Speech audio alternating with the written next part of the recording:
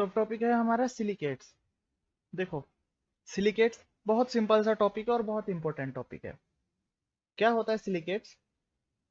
Silicates are metal derivative of silicic acid, that is H4SiO4 और SiOH4। मतलब अगर H4SiO4 इसका अगर हम मेटल डेरिवेटिव करेंगे, मेटल डेरिवेटिव का मतलब पहले मैं बनाऊंगा इसका आयन, तो आयन क्या होगा? SiO4-4। चारों के चारों हाइड्रोजन बाहर निकलेंगे, 4H+ बाहर निकले तो क्या आया? -4, इसके ऊपर चार्ज आया। और फिर इसका मैं रिएक्शन कराऊंगा मेटल, जस्ट लाइक मैं अगर सोडियम के साथ में रिएक्शन करा देता हूं तो Na4SiO4, तो ये इसका मेटल डेरिवेटिव हुआ। तो ये क्या है? ये एक इसका सिलिकेट है, ध्यान रखना है हमको, ठीक है। तो ये हमारे पास एक सिलिकेट फॉर्म होती है। अब हमें सिलिकेट फॉर्म पढ़नी है तो मेटल तो क्या होता है? वेरिएबल होता है। जैसे मैंने यहाँ सोडियम का एग्जांपल लिया, तो सोडियम की जगह मैं और कुछ भी डाल सकता हूँ, मैं जिंक भी डाल सकता हूँ, मैं पोटेशियम भी डाल सकता हूँ, कुछ भी डाला जा सकता है। तो हम जो पूरी स्टडी करेंगे वो डेरिवेटिव की ना करके एक आयन की स्टडी करेंगे, ठीक है। तो हमें जो स्टडी करनी है वो कौन से आयन की स्टडी करनी है? SiO4-4 की, और इसी को क्या बोला जाएगा? सिलिकेट बोला जाएगा, ठीक है। तो भी इस आयन के बेस पर ही हम देखें तो ये क्या है? Binary compound of silicon and oxygen. इसी को हम क्या बोल रहे हैं? बाइनरी कंपाउंड, मतलब दो ही एटम होंगे, एक सिलिकॉन होगा और एक ऑक्सीजन होगा, और -4 इसके ऊपर आयन होगा। तो बेसिक यूनिट जैसे मैंने बताया, बेसिक यूनिट क्या हो गई इसकी? SiO4-4 हो गई। अब इसकी स्ट्रक्चर की हम बात करते हैं। स्ट्रक्चर ही बहुत ज्यादा इंपॉर्टेंट है क्योंकि हमें आयंस की आगे स्ट्रक्चर ही बनानी है। तो SiO4-4 में सिलिकॉन का जो हाइब्रिडाइजेशन होता है वो हाइब्रिडाइजेशन होता है sp3 हाइब्रिडाइजेशन, ठीक है। और स्ट्रक्चर होती है टेट्राहेड्रल। तो टेट्राहेड्रल जैसे कार्बन की हमने पढ़ी हुई है, सेम सिलिकॉन की है। सिलिकॉन से 4 ऑक्सीजन इस तरीके से जुड़े हुए हैं और हर ऑक्सीजन के ऊपर एक एक नेगेटिव चार्ज है। अब हम जब स्ट्रक्चर बनाएंगे तो देखो, सभी स्ट्रक्चर को डिनोट करने का अलग अलग तरीका होता है। तो इसे जो हम डिनोट करेंगे उसे किस तरीके से डिनोट करेंगे? इसका डिनोटेशन का तरीका देखना, ध्यान से समझना।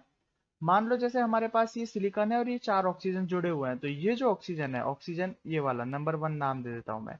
ये नंबर 1 ऑक्सीजन है, ये प्लेन से बाहर की तरफ निकला हुआ है, ठीक है। मतलब ये जो स्क्रीन है अभी तुम्हारे सामने, इस स्क्रीन से ऊपर की तरफ निकला हुआ है।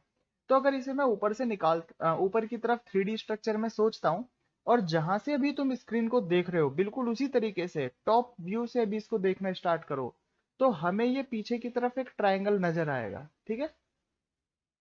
ये एक ट्राइंगल हमें नजर आएगा। सॉरी, ये ऑक्सीजन से ऑक्सीजन इस तरीके से यहाँ पर ये जुड़े हुए हैं, ठीक है। ये एक ट्राइंगल है, तो इस ट्राइंगल को मैं बना देता हूं इस तरीके से।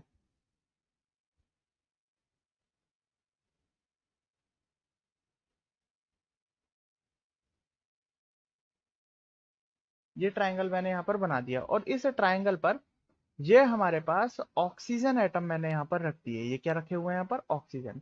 इन तीनों ऑक्सीजन के ऊपर एक एक नेगेटिव चार्ज रख दिया है यहाँ पर, ठीक है। अब यहाँ पर ये जो मैंने बॉन्ड बनाया है, ये एक्चुअल में देखो बॉन्ड नहीं है। ये जो ग्रीन कलर की लाइन है यही है। ये ऑक्सीजन ऑक्सीजन एक दूसरे से कनेक्ट नहीं है, ये सिर्फ एक डिनोट करने का तरीका है, ठीक है। और क्या दिखाई दे रहा है हमें? बीच में दिखाई दे रहा है सिलिकॉन। तो सिलिकॉन को मैं इस तरीके से डॉट लाइन से रिप्रेजेंट, डॉट पॉइंट से रिप्रेजेंट कर देता हूँ। सिलिकॉन से जुड़े हुए हैं ये तीनों ऑक्सीजन, तो इन तीनों को मैं कनेक्ट कर देता हूँ आपस में।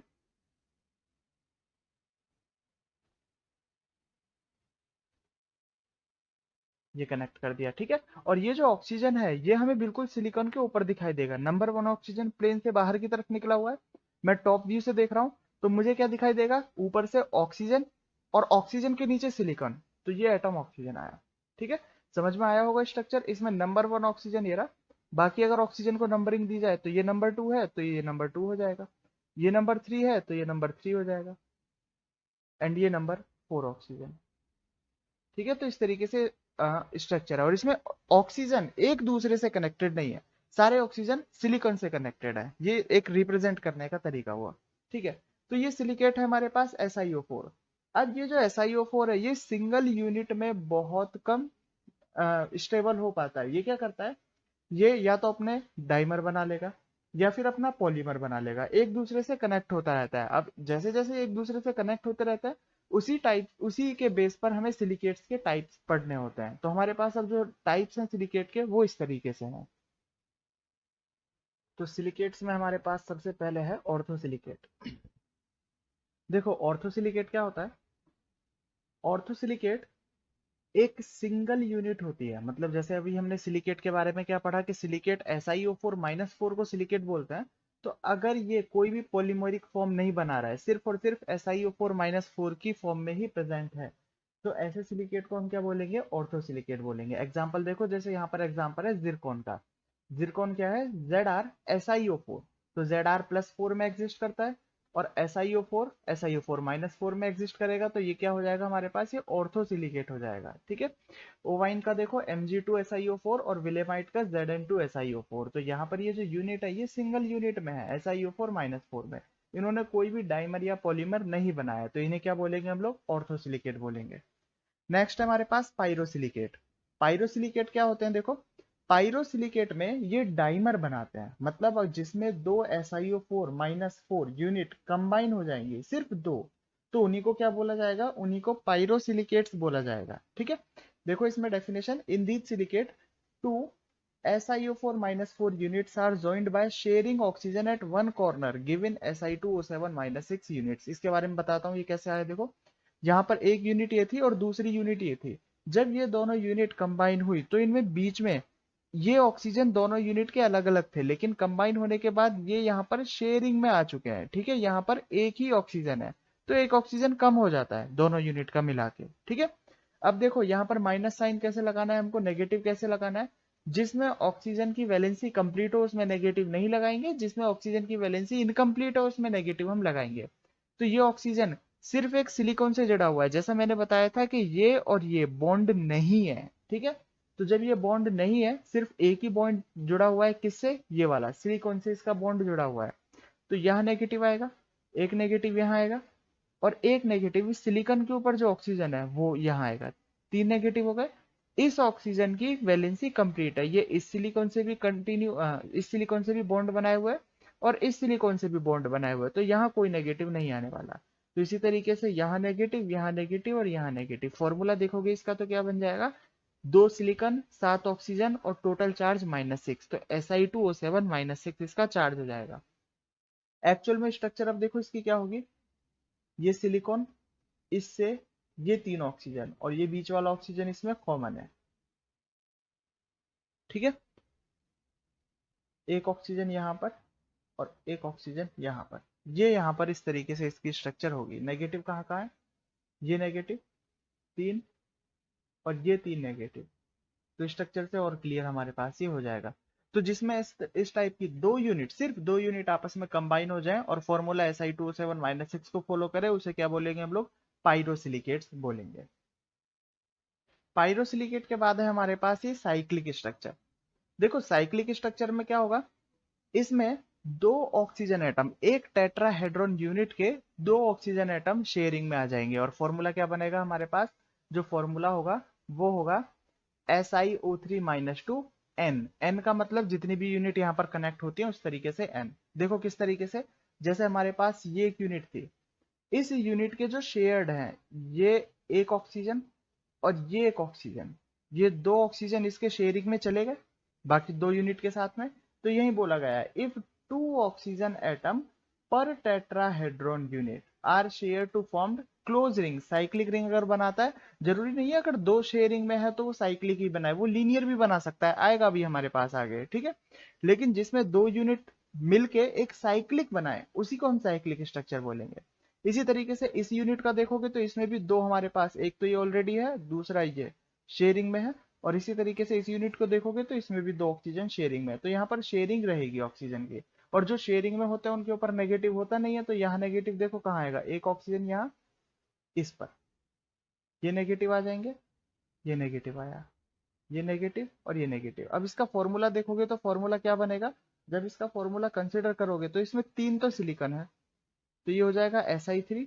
ऑक्सीजन कितने हो गए इसमें? टोटल 9 ऑक्सीजन हो गए, और नेगेटिव काउंट करो तो नेगेटिव हो जाएंगे हमारे पास -6। तो फॉर्मूला है Si3O9 - 6। या फिर इसे हम ऐसा लिखें, तीन अगर कॉमन आ जाए तो SiO3 - 2 होल 3, क्योंकि यहाँ पर टोटल 3 यूनिट है ना, देखो 3 यूनिट कंबाइन हो रही है तो ये 3 आ जाएगा। तो ये दोनों सिमिलर फॉर्मूले हैं। इसी तरीके से देखो यहाँ नेगेटिव साइन लगाते हैं पहले हम, ये भी एक साइक्लिक स्ट्रक्चर है, इसके अंदर टोटल 9 यूनिट हो रही हैं। ठीक है। तो फॉर्मूला हम कंसिडर करेंगे बाद में। देखो इसके अंदर नेगेटिव कहाँ आएगा, नेगेटिव लगाते हैं।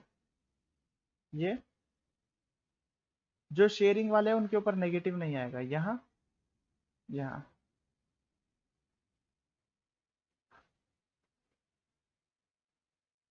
ये नेगेटिव साइन लगा रहा हूं, देखो मैं एक तो सिलिकॉन के ऊपर वाले ऑक्सीजन पर और जो दूसरा अनशेयर्ड है उसके ऊपर हमने नेगेटिव लगाया।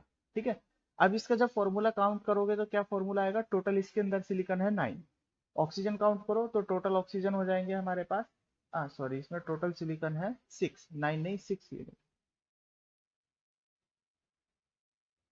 हाँ, टोटल ऑक्सीजन हो गए हमारे, टोटल सिलिकॉन हो गए 6, ऑक्सीजन काउंट करो तो ऑक्सीजन हो गए हमारे पास टोटल यहाँ पर 18। ठीक है, और नेगेटिव साइन काउंट करोगे तो नेगेटिव साइन आएंगे टोटल, ये टोटल नेगेटिव आ रहे हैं। तो क्या ये इस फॉर्मूले से मैच हो रहा है, बिल्कुल मैच हो रहा है। देखो यहाँ पर क्या होगा, अगर मैं यहाँ पर कॉमन ले लेता हूँ 6 कॉमन आ जाएगा, तो SiO3 -2 6, और यहाँ पर देखोगे तो 6 यूनिटी आपस में कंबाइन हो रही है और साइक्लिक बना रही है। तो इस टाइप की स्ट्रक्चर को क्या बोलेंगे हम, साइक्लिक स्ट्रक्चर।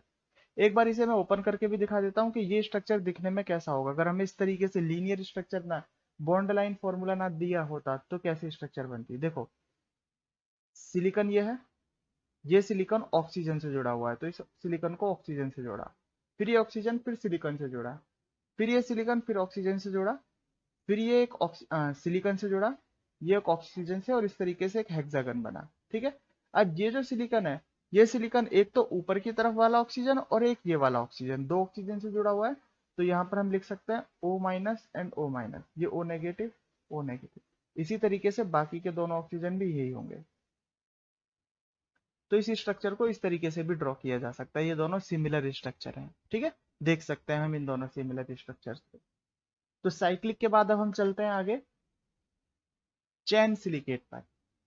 अब देखो चैन सिलिकेट क्या होगा, जैसा मैंने बताया कि पिछले में क्या था, दो ऑक्सीजन शेयर कर रहे थे और वो दो ऑक्सीजन घूम फिर के एक साइक्लिक रिंग बना लेते थे।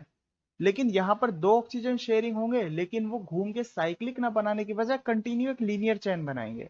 तो उस लीनियर चैन से जो हमारे पास सिलिकेट बनेगा उसे क्या बोलेंगे हम लोग, चैन सिलिकेट बोलेंगे। जैसे देखो chain silicate are formed by sharing two oxygen atoms by each tetrahedral. एक टेट्राहेड्रल में दो ऑक्सीजन एटम शेयर होते हैं। एनआईएन का जो फॉर्मूला होगा वो दो टाइप के फॉर्मूले होते हैं, SiO3n-2 and SiO4 sorry Si4O11-6n। किस तरीके से फॉर्मूले होंगे देखो यहाँ पर कंसिडर करो इनको। ये देखो ये एक रिंग है, ये एक रिंग है, इस तरीके से ये कंटिन्यू एक दूसरे से जुड़ते जा रहे हैं। अब शेयरिंग वाले एटम देखें तो इसका एक ऑक्सीजन शेयरिंग एरा और दूसरा ऑक्सीजन शेयरिंग एरा इसका। ठीक है, इस यूनिट के लिए अगर हम देखेंगे तो दो शेयरिंग में आ गए। देखो किसी भी यूनिट के लिए देख लो वो दो शेयरिंग भी होंगे, सिर्फ कॉर्नर वाले एक होंगे क्योंकि ये कंटिन्यू आगे भी जुड़े हुए हैं, ये कंटिन्यू आगे जुड़े हुए हैं। तो इसमें हर एक साइक्लिक रिंग ने दो ऑक्सीजन आपस में शेयर किए हुए हैं। तो इसका जो कंटिन्यू लीनियर में जाता है उसका फॉर्मूला हुआ ये SiO3n-2। ठीक है, n यहाँ पर नंबर ऑफ यूनिट्स जितने भी कनेक्टेड होते हैं। बी ऑप्शन में देखो, बी में क्या है हमारे पास, ये जो यहाँ पर रिंग है इस रिंग को मैंने कॉपी करके जस्ट नीचे अटैच कर दिया इन ऑक्सीजन के साथ में। ठीक है, ये बिल्कुल सेम रिंग है। देखो इसी यूनिट को अगर मैं मार्क करता हूं, ये ए वाली यूनिट है, ये ए वाली यूनिट हमारे पास इतनी यूनिट है जिसको मैंने सर्कल किया है। बाकी इसे मैंने इसी यूनिट को कॉपी करके जस्ट नीचे जोड़ा हुआ है। तो यहाँ पर अगर मैं इस तरीके से क्रॉस लिंक बना देता हूँ तो ये क्रॉस लिंक कंटिन्यू ऐसे जुड़ेगा और हमारे पास फॉर्मूला बनेगा Si4O11n6n-। तो ये हमारे पास क्या होंगे, चैन सिलिकेट होंगे और ये कंटिन्यू इस तरीके से चैन में जुड़ते जाएंगे। चैन सिलिकेट के बाद हमारे पास आता है टू डायमेंशनल शीट सिलिकेट।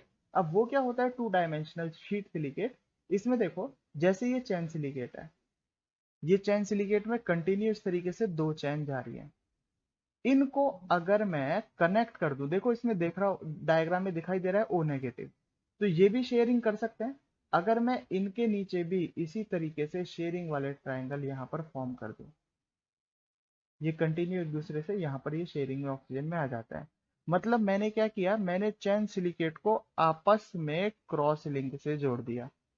तो ये क्या बन जाएगा, ये कंटिन्यू एक शीट टाइप में बन जाएगी। तो ये हमारे पास होगा शीट सिलिकेट या फिर टू डायमेंशनल शीट सिलिकेट हम इसका नाम दे सकते हैं। और इस शीट सिलिकेट का फॉर्मूला होगा हमारे पास जनरल फॉर्मूला Si2O5N-2N, ये शीट सिलिकेट का फॉर्मूला हुआ। ठीक है। अब जैसे देखो मैंने बताया कि शीट सिलिकेट में हमने क्या किया, नीचे कंटिन्यू और ऊपर कंटिन्यू जोड़ते चले गए। अब अगर मैं 3D सिलिकेट बनाना चाहूं तो 3D सिलिकेट देखो कैसे बनेगा।